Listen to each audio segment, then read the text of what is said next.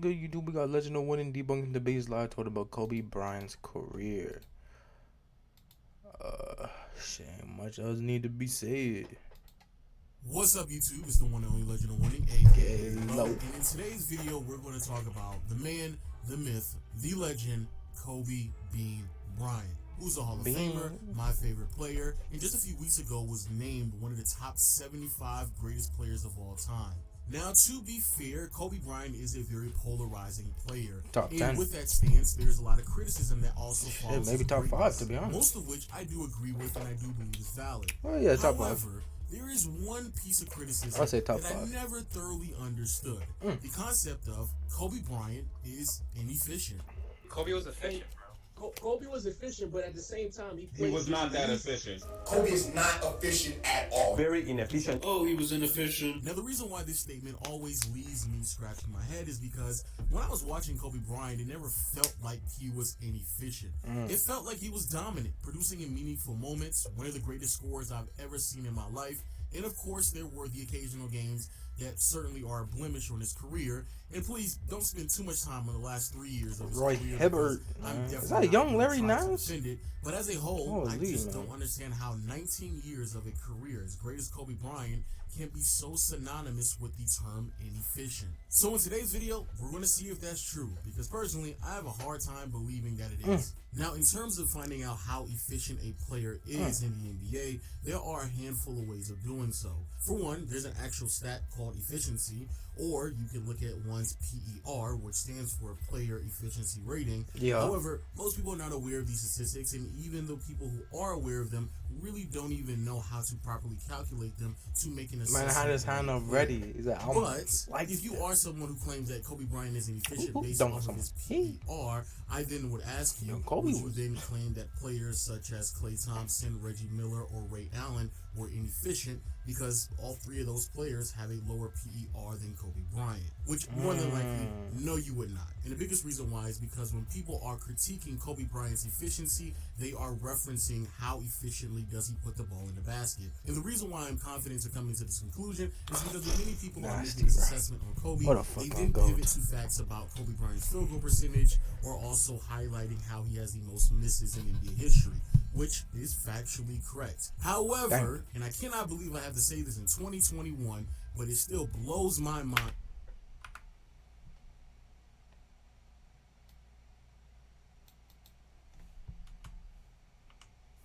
However, and I cannot believe I have to say this in 2021, but 2021, buddy. Hold on, someone. The other girl, oh, she did. She did. Get some money for my one reaction. But it still blows my mind how many experts still make this mistake to this day. But field goal percentage does not calculate efficiency. Now, why is that? Well, simply, I'm telling you right now, Kobe could miss 10 shots straight, and for the almost on any team, pretty much, I'm still letting him shoot that 11th shot. Like, nigga, it don't matter, bro. we put, because the definition That's a bad example, bro. means I look like a achieving maximum fucking productivity scrub, with minimum son. wasted effort or expense. And in basketball terms, that basically means maximizing the amount of points that you score with minimum amount of attempts shooting the basketball. And because of that simple definition alone, field goal percentage literally cannot equate to efficiency, because the only thing that field goal percentage equates to is accuracy. Let's say you have player A and player B. Player A shot 5 for 10 from the field, all of which were 2-pointers, so that means they scored 10 points with a field goal percentage of 50%. However, player B shot 4 for 9 from the field, which means that they have a field goal percentage of 44%. But since all of the shots that they made were 3-pointers, they were able to score 12 points. Gotcha, ass nigga. Now, even though player B had a lower field goal percentage, they still are more efficient than player A because they were able to score 12 points on 9 shot attempts, while player B was only able to produce 10 points on 10 shot attempts. So I see what he's saying, points brother. on fewer attempts, thus making that player more efficient. Curry, the most efficient player in the world. So now you may be wondering, how exactly do we calculate efficiency if field goal percentage is unable to do so? Well, the best way to do so is to look at one's true shooting percentage. And the reason why is because true shooting percentage takes into consideration that threes are more valuable than twos, Kobe video, as bro. well as looking at one's production at the free throw line. And the reason why it is important to make sure we take into consideration free throws is because 20 to 30% of the points that volume scorers record come from the free throw line. Yeah, now, 20 to 30. Who are concerned about the legitimacy of true shooting percentage, especially when you're trying to figure out the true efficiency of big men who did not shoot threes or also were horrible at free throw shooting. Trust me when I say, please don't be too concerned, because when you look at the numbers, you'll clearly see those players are still very efficient scorers. But what is a legitimate concern is determining what is the standard of efficiency. Because comparing Kobe Bryant to today's era of basketball, quite honestly, just wouldn't do him any justice, mainly because how much the game of basketball has changed since he's played a full season. So he's evolving, man. Yeah. And so to make sure we eliminate all was that? Since he's played a full season. Oh yeah, he's done for. Just look at his foot right there. He's in the yay. And so to make sure we eliminate all of those factors, we're only going to be comparing Kobe Bryant to his peers. Players who played within the years 2000 didn't realize LeBron was in the back and played at least 500 games. And players 2000 to be comparing Kobe Bryant to his peers. Players who played within the years 2000 to 2013 and played at least 500 games. And players who averaged at least 19 points or more. Not only does this include all variables that will be out of Kobe Bryant's control, while also excluding the tail end of certain players' careers like Karl Malone, or the first couple of years of other players' careers like Damian Lillard. So, with those parameters set, what exactly is the standard of efficiency between the years of 2000 and 2013, or better known as the league average true shooting percentage? And that number is 53%. So, that's the magic number. And here is the graph. Coach Cobes. I thought that was Dax for a second. I don't know why I thought that was Dax. On the x-axis, we have the points per game average, and on the y-axis, we have the true shooting percentages. Again, 53% is the league average throughout this 14-year span, so that line will be bolded. And now, all the dots on the screen represent all of the volume scores throughout this time frame. There's now, not a lot. We have some familiar faces. All the way up here, we have Ray Allen, who was easily the most efficient perimeter-oriented player within this time frame. And right above him, we have both Amari Stoudemire and Shaquille O'Neal. So, for the people out there who are concerned about how true shooting percentage affects big men, well, both players not only did not shoot any threes, but Shaq is historically one of the worst free throw shooters in NBA history, and yet both of them have the highest true shooting percentages. Now, below league average, you have players such as Monte Ellis and Antoine Jameson. However, what really threw me by surprise was Tracy McGrady. However, we take into consideration that McGrady was dealing with a lot of injuries, as well as him being a subpar free throw shooter, then I guess a true shooting percentage of 52% somewhat makes sense. But we're not here for that. Oh yeah, we gotta figure out where exactly is Kobe Bryant. Now, if you are someone who believes that Kobe was inefficient, then you probably believe that this dot here belongs to him. As not only is it someone below league average in true shooting, I think Kobe might be this one. Volume in terms of his scoring prowess. I feel like Kobe's this one. You would be wrong. That dot doesn't belong to Kobe Bryant. Well, actually, Kobe might be this one. Iverson, who had a true shooting percentage. Kobe's one of these two. I'm not gonna lie. Which means that this dot. I think this might actually be Kobe. Kobe was probably getting bare points, and just efficiently getting buckets on niggas, bro. Here belongs to Kobe Bryant, who averaged 27.8 points per game in this time frame with a true shooting percentage. Oh yeah, he averaged the most points, not the most efficient, but he's still more efficient than a lot of people. Bryant is indeed an efficient volume scorer. Now, with that myth being debunked, and while I have your attention, there are a few other things that I want to just tackle just briefly. A, it is amazing to me that Kobe, who again has a true shooting percentage of 55.6, still consistently gets hit with the label of inefficient, but you have a player like D. Wade, who has a true shooting percentage of 56.7%, or even LeBron, who had a true shooting percentage of 57.5% during his time frame, and yet no one claims that they are quote-unquote inefficient, despite the fact that their level of efficiency is relatively similar to Kobe's. But hey, I guess technically speaking, they're higher, so you might be able to make the argument, but what about KG or Tim Duncan? Both players have a true shooting percentage that is lower than Kobe's, and again, no one doesn't claim that they are inefficient ball He has a players. point, man. So, because of this, I dug a little deeper, because there had to be some inkling of proof that Kobe Bryant was inefficient at scoring the basketball. I looked back on a year-to-year basis throughout the years 2000 and 2013, and no, still could not find a single year where Kobe Bryant had a true shooting that was below league average. Matter of fact, he has some seasons where his true shooting percentage is 3 to 4% higher than league average.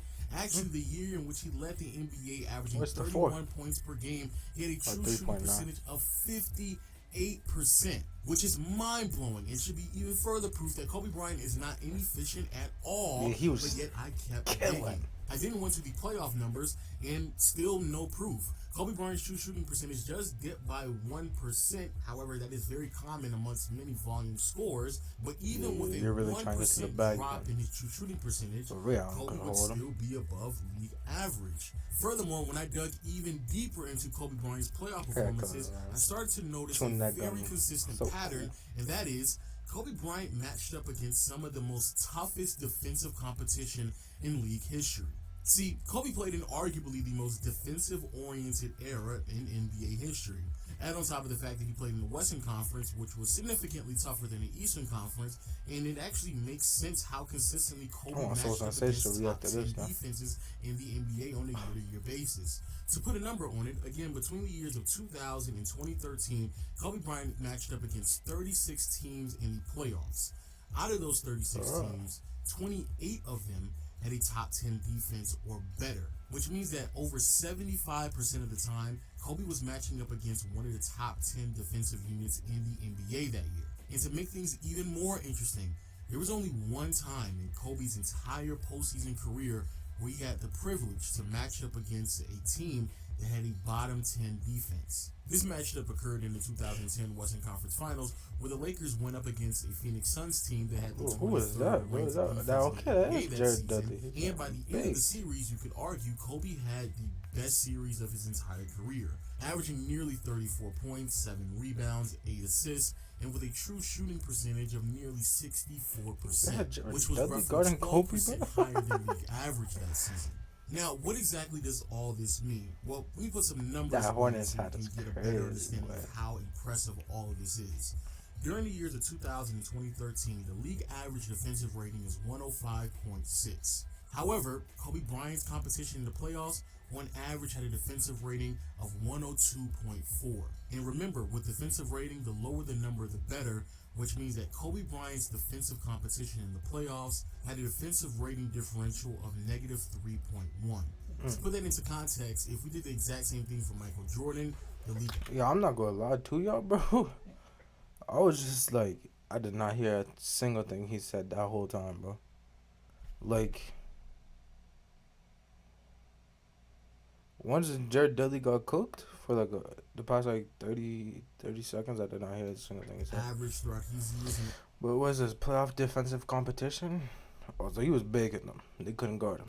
Playoffs was 107.5, with his competition having a defensive rating of 105.3, which means that the defensive differential would be less than Kobe's. And if we did the exact same thing with LeBron, again, the defensive differential is not on par with Kobe Bryant's competition.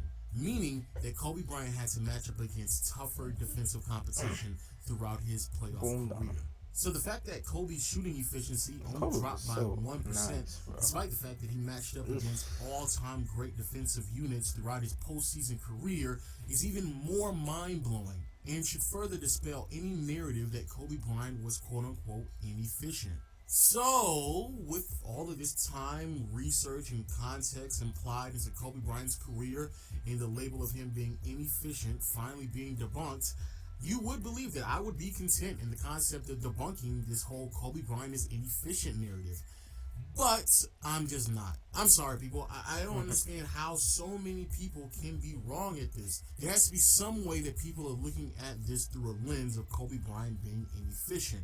So, let's just remove all variables and blindly compare Kobe Bryant's true shooting percentage between the years 2000 and 2013, which again is 55.6%, to today's era of basketball. Okay, Because let's that do would be today's the era. only way possible that I can imagine that someone could confidently claim that Kobe Bryant is indeed inefficient. But even when I do that, Yo, there Kobe aren't that always many drove straight years to the where lane and that just would be owned it applicable on to. it. I looked over several years over the course of the past decade, and honestly, only came up with 3 years where Kobe Bryant's true shooting percentage would be below league average. Those 3 So years are see, it has 2019, changed. 2020, and the 2021 season. But that's literally it. So even if you are someone who wouldn't use relative true That's shooting not too percentage bad, and just bro. ignorantly compare Kobe The game's Bryant changing, across bro. league So history just that's really not willy-nilly, bad. there's only 3 years in which you could Yo, claim that that all Kobe white Bryant jersey was is an nice. inefficient volume scorer. But if you do that, you're dumb. You are literally stripping away several layers of context that is needed for this complex conversation. Furthermore, after me and my team did the research for this video, shout out to Classy and No Layups, we all agreed that Kobe Bryant is not only efficient, but there are very legitimate arguments that back up the claim that he is one of the greatest scorers the league has ever seen. But if that is not a stance that you are willing to take, I beg you please, at bare minimum, stop calling Kobe Bryant inefficient, because it is easily one of the biggest lies I've heard being told about one of the Nigga want all-time Michael greats. Beasley, If you enjoyed the man. video, make sure you hit the thumbs up button. And again, huge shout out to my research team of both Classy and No Layups. Their links will be in the description. Go check them out. And also make sure you follow me on Twitter. As the NBA season progresses, I will be doing more Twitter spaces. W as well as Vids, stream though. on Twitch. And now right there will be the greatest way to be W updated Vids, when I though. decide to go live. Hey, bro, Kobe is real life a bucket, bro. Kobe best player ever? Nah. Bro, I was watching the video. Souls and Sage reacted to Jimmy High Roller with his LeBron versus MJ debate. What would it take for LeBron to be the GOAT? Bro, literally, I don't think LeBron could become the GOAT, bro. Even, like, he would actually have to win, like, bare titles in a row. Because Michael Jordan won 3 in a row 2 times and did not miss. And I think that's what, like, causes everyone's brain to go, like, oh, yeah, you can't be better. You know what I mean? Like, it's just, like, a mental thing. And he was also saying, like, yeah, MJ had pretty much, like, the perfect career damn near. Like, if MJ retired out of Chicago, because no one really counts Washington for real, but, like, MJ out of Chicago, like, damn near a perfect career, bro. Which is crazy to think about, for real. Let me know in the comments.